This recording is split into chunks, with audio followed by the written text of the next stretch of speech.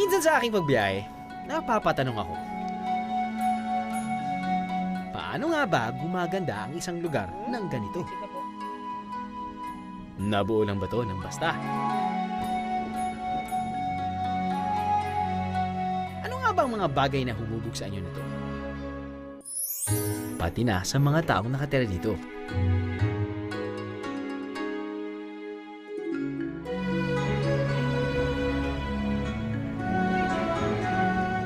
Kung nakapagsasalita lang ang mga rebulto o mga dingding, ano kaya ang kanilang kwentong maidadagdag para mas maging makabuluhan ang biyahe ko? That's where I'll take you tonight, Bejeros, to a place rich in history. It's Flashback Friday in Hong Kong, Viajeros!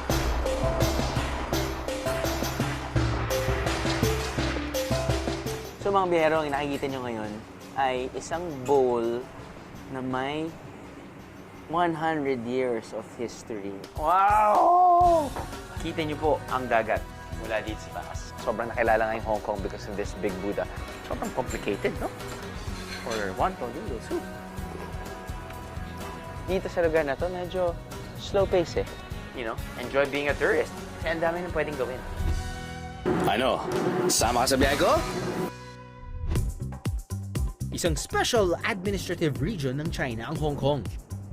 Dati itong parte ng mainland, pero taong 1997 nang makuha nito ang kalayaang magpatakbo ng sariling gobyerno. Sa kondisyon na pananatilihin nito ang capitalist system.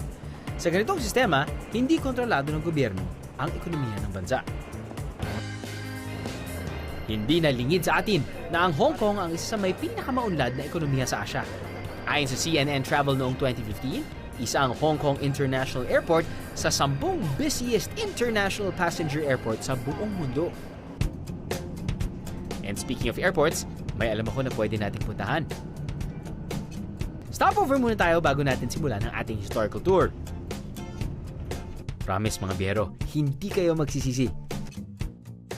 So mga biyahero, nandito tayo ngayon sa Ngongping 360, part of the Lantau Island. This is actually a very touristy spot. Actually, whole of Hong Kong naman, very touristy spot. But anywho, ang Ngongping 360, sobrang lapit yan sa airport. It just took us, what, I don't know, 5-10 minutes. Now, people park there and they check out the whole of Lantau Island using the cable car. Viajeros, there are two types of cable cabins. The standard cabin or the crystal cabin. Kayo na ang bahalang mamili.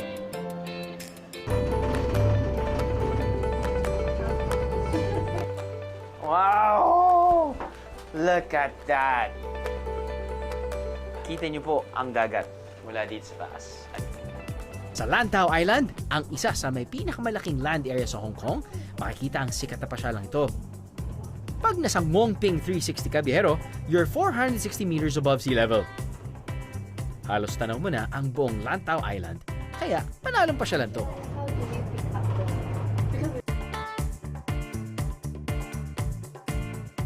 Kaya sinabi nga nilang Ngongping 360 because you have a fantastic 360-degree view of this island, which is Lantau. Ah, beautiful. At kung mapapansin nyo, at kapag hindi pa kayo nakakapunta sa Hong Kong maraming ano yan eh, hills. Natatawa ako dahil kapag nakakita ako ng mga high-rise buildings, yun yung dyan nakatira yung mga tao. So hindi sila katulad sa atin na pahaba yung paglawak in terms of infrastructure, sila pataas. This is actually a great thing for tourists kasi ang Hong Kong International Airport geographically placed nowhere near the city. Okay? Which is good dahil hindi nata-traffic. Very efficient, you know, transportation system. The island also offers fresh air. Iba na ang libre. Kaya inhale, exhale.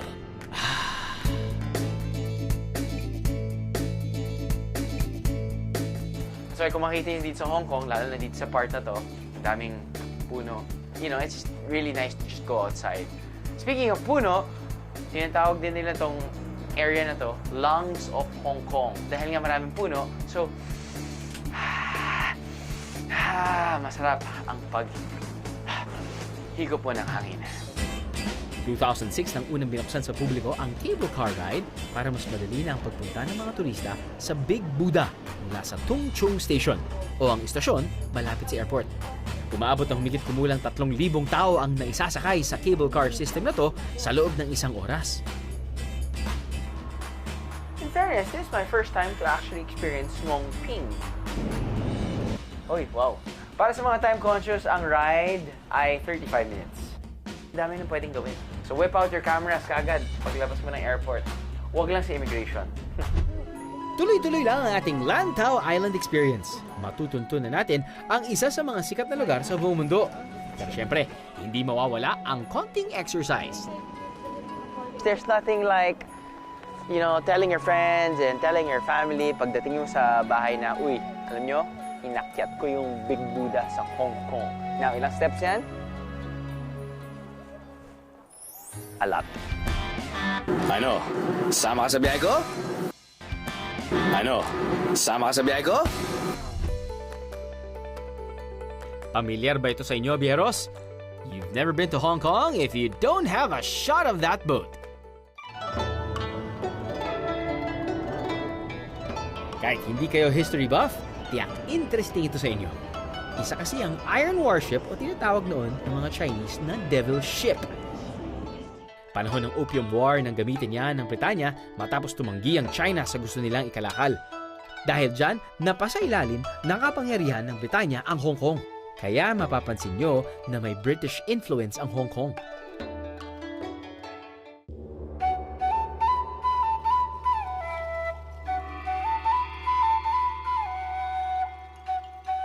Di lang yan ang iconic landmark dito sa Hong Kong, Bieros. Marami pa. Gaya nito mga traditional na arkitektura sa Ngongping Village. Dito madalas mag-jump off ang mga sumasakay at bumababa sa Ngongping 360.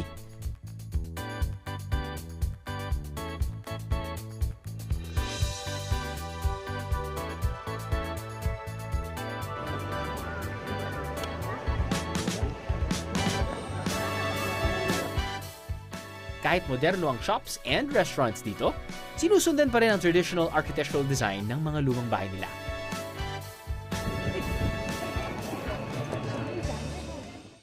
Take a picture or it didn't happen, mga biyero.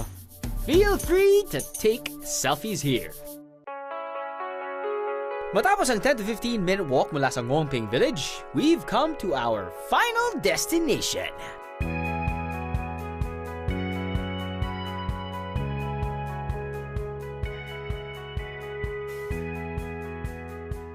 Ni hao, biyaheros! Welcome to Tiantian Buddha o mas kilala sa tawag na Big Buddha. Ito ang pinakamalaking outdoor bronze Buddha sa buong mundo. Ang Big Buddha ay nakatayo sa tuktok ng Mount Mukye at aabot sa 34 meters ang taas. Just a few minutes ago, yung cable car, di ba? Mula sa malapit sa airport, it took us around 25-30 minutes paakyat dito. Makikita na natin yung Big Buddha. This is actually the final destination of yung mga tourists. Yon, so the sun is setting. At medyo contraloose lang yung shot namin ngayon. Pero ang makikita natin ay yung very iconic bronze Big Buddha dito sa Hong Kong, no? Maraming Buddhist mula sa iba't ibang parte ng mundo ang bumibisita rito dahil isa rin itong pilgrimage site. Dinisenyo raw bilang simbolo ng pagbibigay ng blessing sa lahat ng mga bumibisita rito ang Big Buddha. Itinayo rin ang Big Buddha para magbigay ng proteksyon at swerte sa mga taga Hong Kong at China. Sobrang nakilala nga yung Hong Kong because of this Big Buddha. Actually, originally, it's a Buddhist monastery. I think they built this around 1870s, 1860s. Now, back in 1993 lang, Hong Kong, ginawa na itong tourist destination. Kung bitin pa kayo sa view, akyat pa kayo ng 268 steps para makarating sa paanan mismo ng Buddha.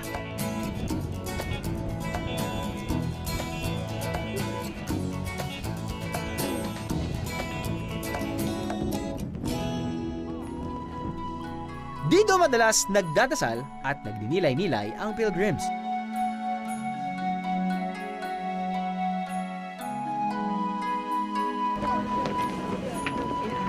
Yeah, okay, you can take pictures here.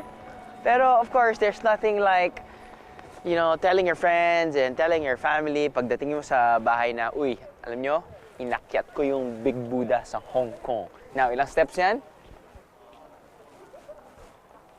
A lot. Ayos lang naman yan. Kumain naman kayo ng fly lice eh.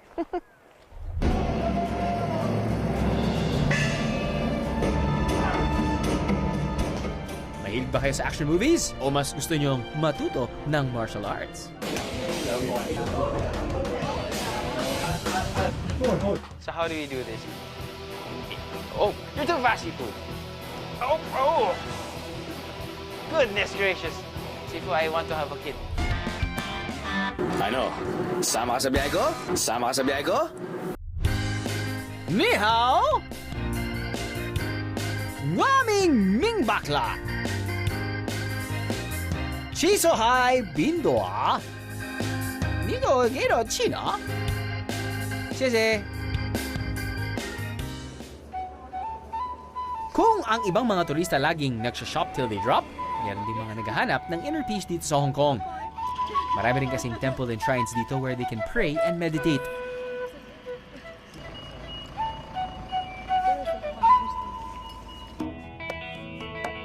Mga mangingisda ang early settlers sa Hong Kong. Tara, puntahan natin ang isa sa pinakamatandang fishing villages dito. Alam nyo ba, 100 years old na ang fishing village na to na matatagpuan sa Lantau Island? Dati rin tong isa sa importanteng fishing and trading port ng China. Mga nakatira sa bangka o tinatawag na Tangka people ang mga unang nanirahan sa Pung Oks o stilt houses na to. So mga biyahero, nandito tayo ngayon sa Tai O Island, no? At yung nakikita natin are houses on stilts. Ito yung mga early settlers ng mga tao dito sa Tai O Fishing Village. Mababaw ang tubig kaya madaling nakapagpatayo ng mga palaisdaan. Parang katulad rin naman sa bansa natin. I mean, yung mga fishermen, syempre, nakatira sila malapit sa dagat.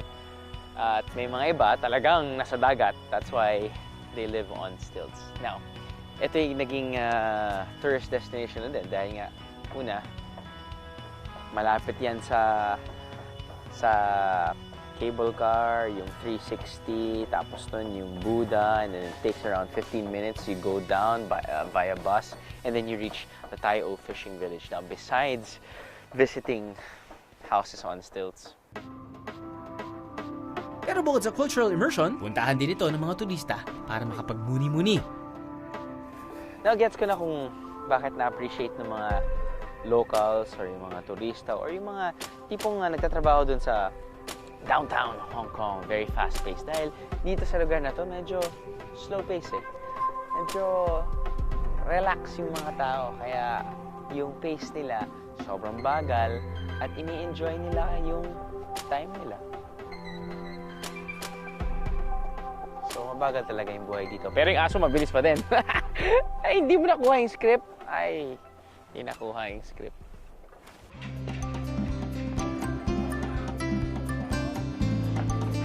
Maganda rin mamili ng pasalubong dito at mag-food venture. Nandito pa tayo ngayon sa Tai O Fishing Village, no? And may mga ibang, katulad na sinabi ko, may mga ibang pagkain o inumin na dito lang nagagawa, dito lang makahanap talaga. So, might as well take advantage of the situation, no? First up, inumin na gawa sa ano? Seaweed! Aba, tikman nga natin to. Cheap Hu Ting Kwai, ang isang local drink na gawa sa pinatuyong seaweed. Apparently, itong drink na to ay medyo sweet and sour. It's an herbal type of drink, and apparently it's good for detoxification. Yeah, I need this. I really need this. Okay.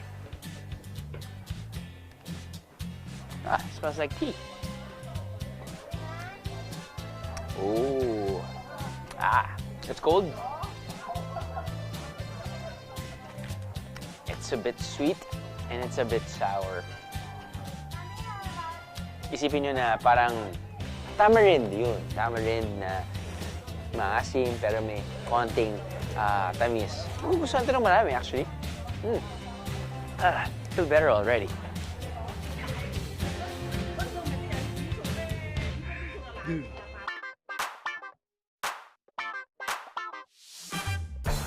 Can I try? All right. Oh, very yummy. Ito yung favorite ko talagang bilhin eh. Beef jerky. Actually, ito pork. Pork barbecue. Pag sa Hong Kong, I think inuwi kong pasalubong sa mga kaibigan ko na mahilig uminom. Sarap na pulutan. Tikman naman natin ang local version ng kakanin dito sa Hong Kong. Apparently, if translated to English, parang ayaw mo na kainin. Dahil, if translated to English, it's actually chicken shit. Right? And hopefully, it doesn't taste like chicken shit. Well, hindi pa naman ako nalasa ng chicken shit. No? Pero kung minsan, tinatake ko yung puwet ng manok eh. So, anyway. So, ano daw siya? Para siyang dessert. It's actually a tea cake. Tea cake. Mani. Hindi yan yung parang may kinuha or kinain na manok tapos nang biglang pagod.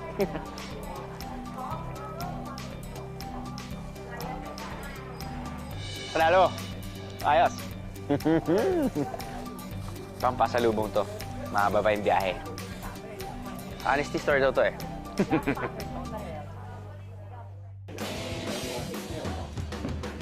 Bukod sa traditional na mga kakanin, pwede rin ma-experience dito sa Hong Kong ang traditional martial arts tulad ng Wushu, Kung Fu at Wing Chun.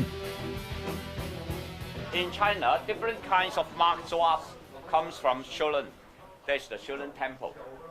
And Wing Chun, the ancestor of Wing Chun, is also from Shaolin Temple. Nagsimula ang Wing Chun sa isang Buddhist noon na galing sa Shaolin Temple. Ang Buddhist na si Mui ay sinasabing nakagawa ng bagong martial arts movement na para sa lahat, babae man o lalaki. Patunayan, sinasabing ang unang estudyante ng Wing Chun ay si Yim, na isang babae. You go, girl! Karamihan ng stance na ginagawa sa Wing Chun ay kinoke sa galaw ng mga hayop. Basta na madali lang to mga biyero.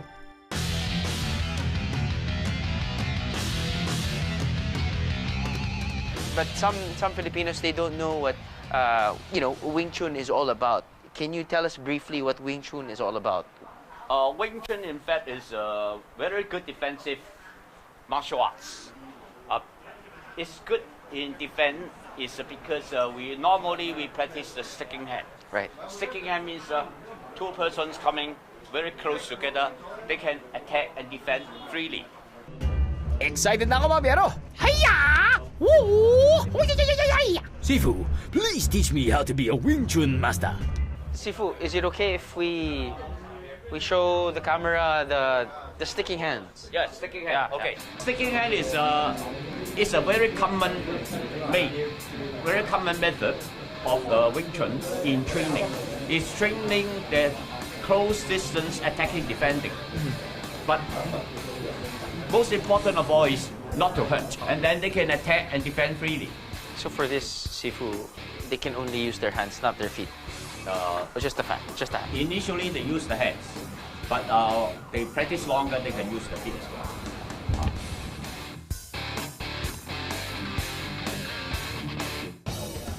Konting trivia lang mga biyero, si Grandmaster Ip Man ang isa sa mga unang estudyante ng Wing Chun na nagdala ng martial art.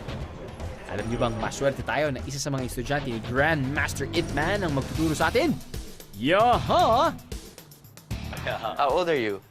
Over 60. Over 60. And how long have you been doing this? I have been learning Wing Chun over 40 years ago. 40 years. And I've been teaching Wing Chun over 30 years. But in terms of, the martial arts, which is Wing Chun, for the past 40 years that you've been doing it, is it only for sport, or have you applied this for, outside? Normally, we practice Wing Chun is not for fighting, but is practice it for defense. Tatlo ang basic forms ng Wing Chun mga biyeros. Dahil baguhan lang ako, magsisimula ako sa tinatawag nilang wooden dummy.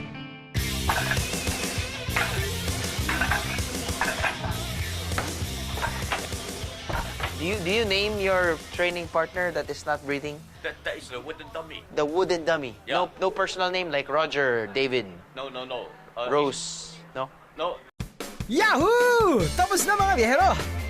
At ayaw ko na. Ano? Meron pa pala? Oh, okay. I am dead now. Oh, ow, ow, ow, ow, ow, ow.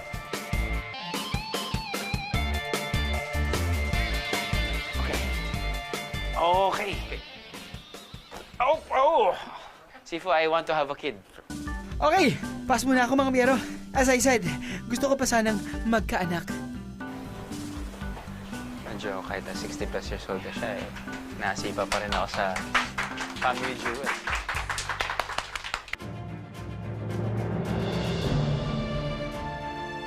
Bukod sa pagkakaroon ng martial arts experts, kilala rin ang Hong Kong sa kanilang sikat na action stars. At kapag sinabing Chinese action films, ito ay ang pinaghalong martial arts at swordplay. Sa Stage 360, pwede kang makapanood ng remake ng mga famous Chinese action film nila Bruce Lee at Ip Man. Bruce is one of our character, and other than Bruce, we also have the bride with white hair, and of course, Ip Man. Come and enjoy the show at Stage 360. Nakamamanghang manood dito dahil bukod sa mga magagaling na stuntman ng bida, practical o makatotohanan din ang lahat ng special effects. The backstage here, we are really have a very limited area, and we have developed this whole wire system by ourselves. With limited space, we can maximize the stage usage now. And all our wire effects, we do it manually. Pati audience, nag-participate pa sa paggawa ng special effects. Parang gusto ko na tuloy gumawa ng sarili kong action film starring Drew Lee! Huwag nyo rin kalimutan, magpa-picture-picture. Parang tong si Boy Kulot.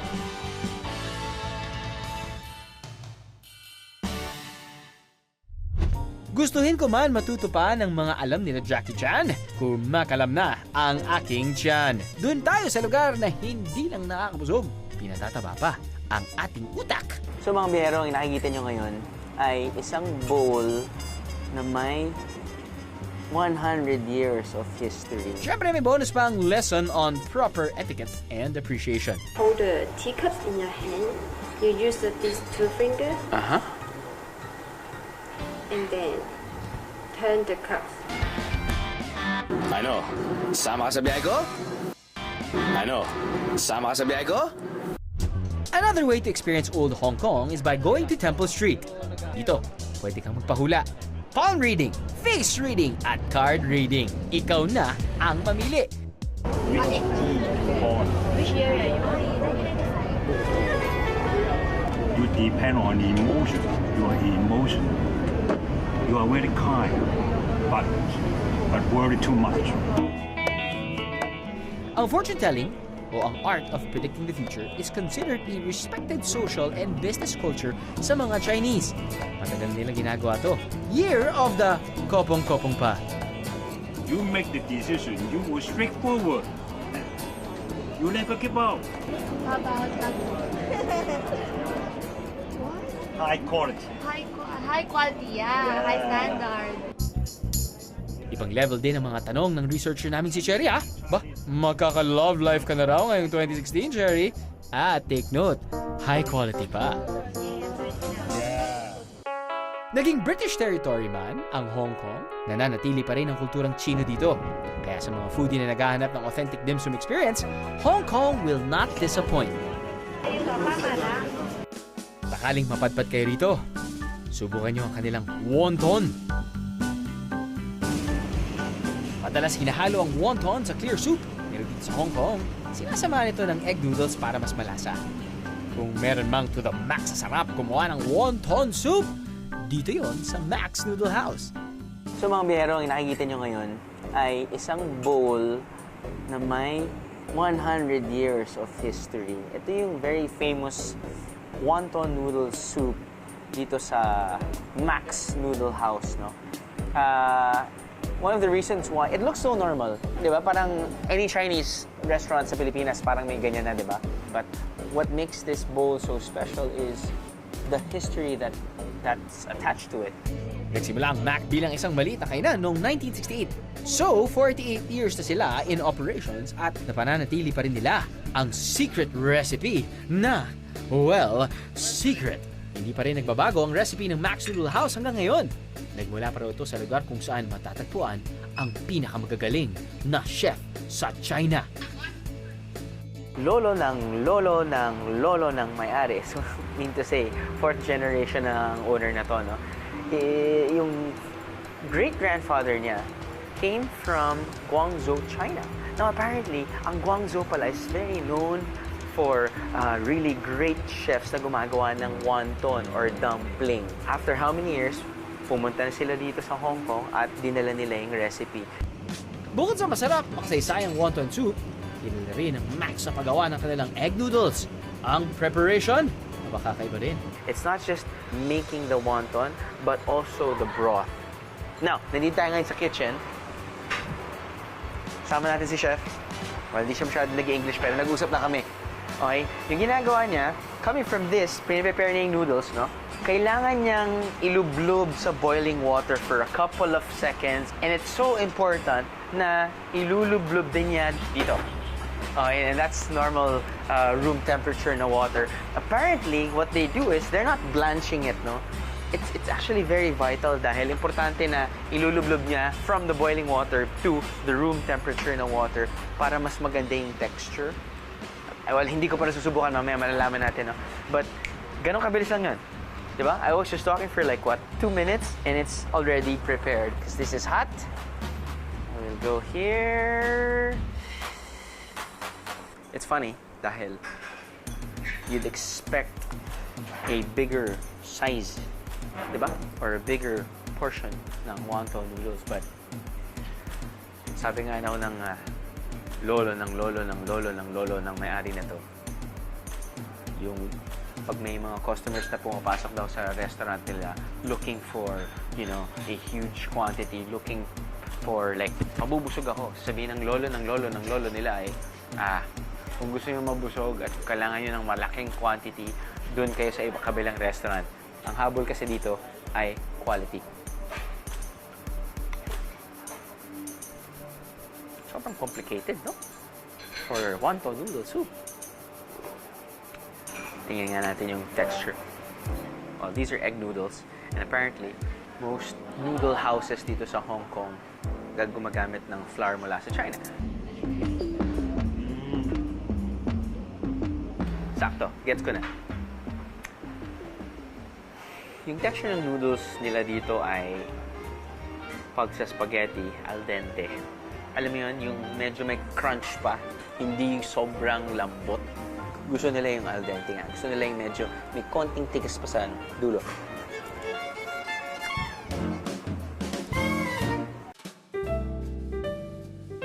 Now for the wonton.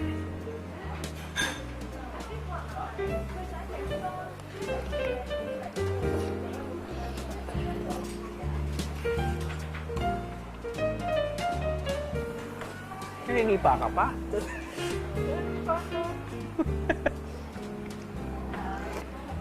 Yun. It's a fresh wonton. Pagkagat mo, alam mo yung fresh yung shrimp dahil may crunch, may lutong. And it's just... Yun. Ay, sarap! It's like eating history in a bowl. It's funny. It's so ironic na 100 years in the making or 100 years yung history ng paggawa ng wonton na to, but it only takes like a minute or two to prepare it.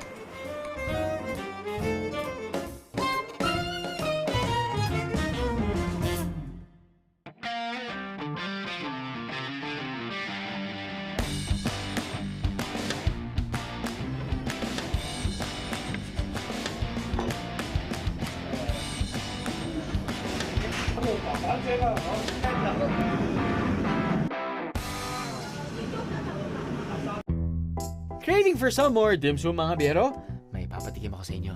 Siyempre kung may wonton, may dumplings. Pero wait, huwag kayong malito ha. dahil may pinagkaibang dumplings at wonton. Kapag sinabing wonton, ito ay gawa sa manipis na dough na may lamang karne ng baboy. Habang ang dumplings ay kadalasan gawa sa makapal na dough at pwede itong haluan ng karne ng baboy, manok, baka, o gulay. Ma-dumpling naman! Street food daw noon ang dumplings, pero ngayon sa mga restaurant ito, inihain. Itong dim sum place started out as mga street trolleys or street stalls lang talaga way back in the 1920s. Pero parang feeling ko, lumaki negosyo nila. Nagkaroon na sila ng restaurant. But yung style talaga dito is, meron tayong mga ibang restaurant sa Pilipinas na ganito eh. May pushcart, may trolley, tapos pipili ka ng mga dim sum. Ayon sa alamat, nagsimula ang paggawa ng dumplings noong panahon ng Han Dynasty. Winter noon at unti-unti nang nagkakasakit ang mga tao dahil sa matinding lamig. Kaya si Zhang Zhongziyan ang nagkaroon ng brilliant idea. Pinagsama-sama niya ang moton o karne ng tupa, chili at ilang medicinal herbs, sabay binalat niya ang mga to sa dough. Dahil dito, nabuo na ang tinatawag niyang dumplings.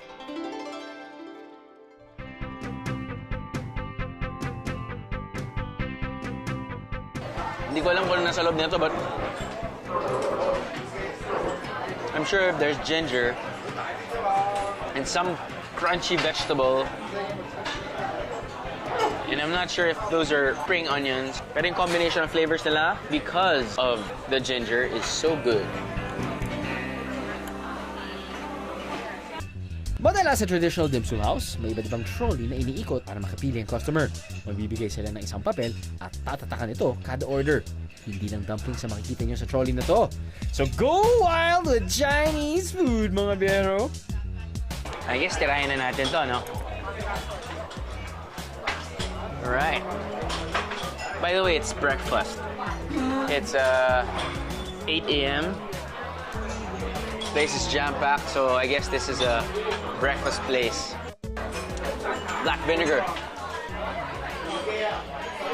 And using chopstick while eating chicken parts, it's a bit of a challenge.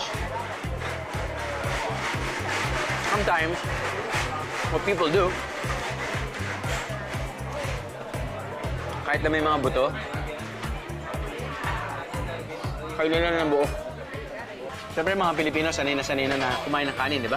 Lalo na for breakfast. So buti lang may offer naman silang rice topping.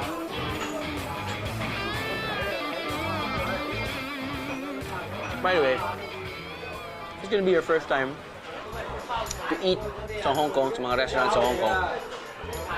Di ba sanay rin tayo na mag-ask ng cold water? Hindi sila mag-serve ng cold water. Ang i-serve nila, hot tea. Now, kung gusto mo nga ng cold beverage, I suggest you just order ice. So, ginagawa ni Kuya, traditional way of serving tea. Maglalagay sila ng hot water, kasama ng leaves, tapos mag-infuse yung tea. Ang tanong, saan dyan yung iinumin ko? Alam mo, actually, yun yung gusto ko sa dim sum eh. Kahit hindi ka mag-order ng kanin, tapos yung iso-surprise ka ng bawat trolley kung ano yung pwede nilang ma-serve. Part of the experience. Kaon tayo. Matapos kumain, would you like to have some coffee or tea? Itinan ng Chinese tradition ang pag-inom ng tsaa. Isa rin itong paraan para mag-relax. Ang yum cha o ang pag-inom ng tsaa ay isa sa importanteng bahagi ng culinary culture sa Hong Kong. Sinasabing ang masarap na pagkain ay dapat laging sinasabayan ng pag-inom ng tsaa para mas lumutang pa ang sarap ng iyong kinakain. Isa rin itong paraan para maging maganda ang pakikisalamuha sa mga tao kapag may mga social gathering.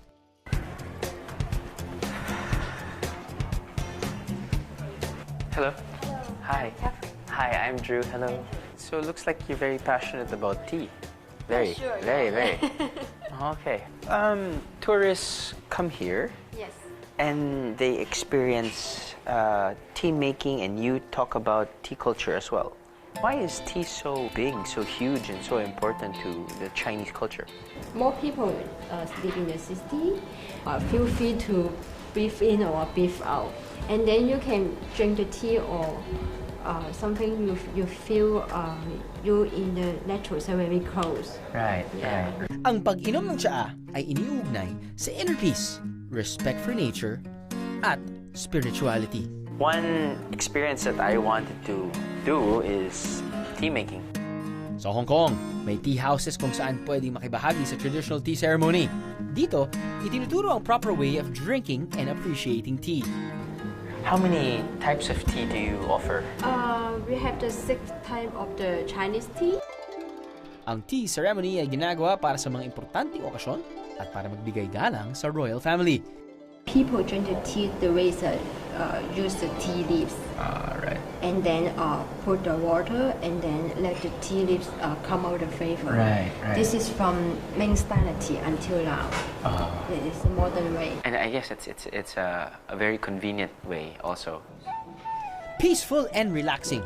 Yan ang mga katangian ng isang tea ceremony. Ang pagpili ng tamang tea leaves ay mahalaga rin. Iba-iba kasi ang benepisyo ng nakukuha ng katawan depende sa uri ng tsaang iinumin. Pati ang pagpili ng tamang glassware, akalain nyo, mahalaga rin. But this one is an old-fashioned way of preparing tea, yes? This is the old-fashioned. This is the old-fashioned. This is really traditional teaware.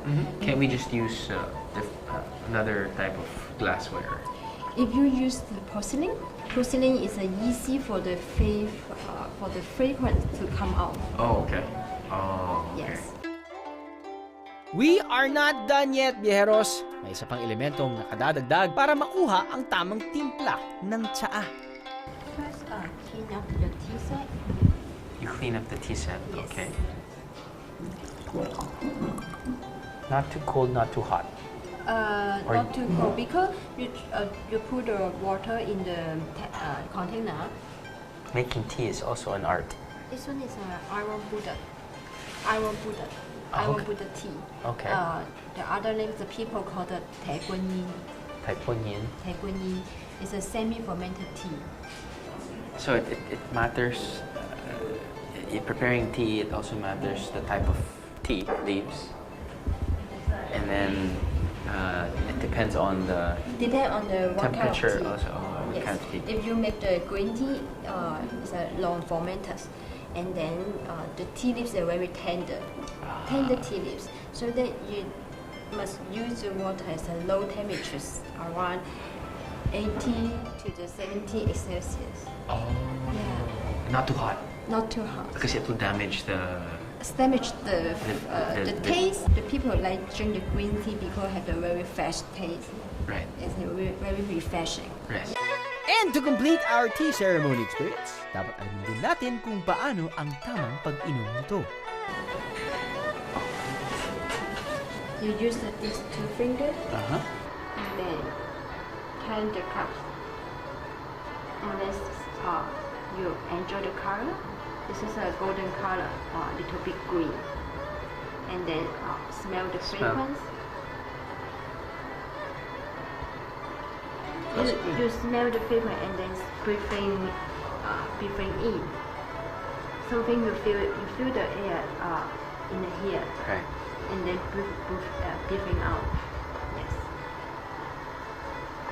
And then you taste the tea.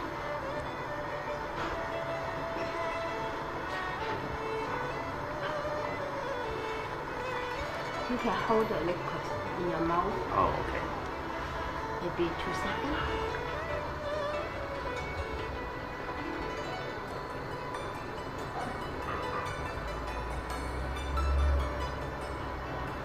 And then you feel the tea inside the body. It relaxes you. Yes. It's like someone's massaging me from the back, like that. No. Inhale, exhale.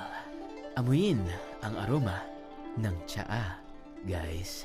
Be like a tita whenever you drink it. Isa siyang #Titas of Manila Experience. So mga biyahero,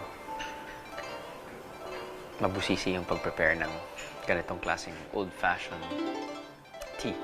Yun nga, so much effort and so much preparation are being put just to, prepare a single cup or 2 cups. Actually, it depends on the type of tea leaves. The type of tea leaves will also correspond to the certain type of temperature and time for infusion, so that it will be, I guess, maximized in terms of the taste, in terms of the full experience of taking in tea. I can really sleep. I mean, so it's part of the process, no? What a way to end my day! Nasobra ako na-relax doon, mga biyero. Sa aking pagbisita sa Hong Kong, nalaman ko kung gaano kahalaga ang kasaysayan sa teritoryong ito. May mga nadiskubre akong bago sa likod ng mga lumang gusali, kaugalian at pati pagkain. Mga bagay na hindi ko malalaman kung hindi ako nagbalik tanaw. Till we meet again, Hong Kong!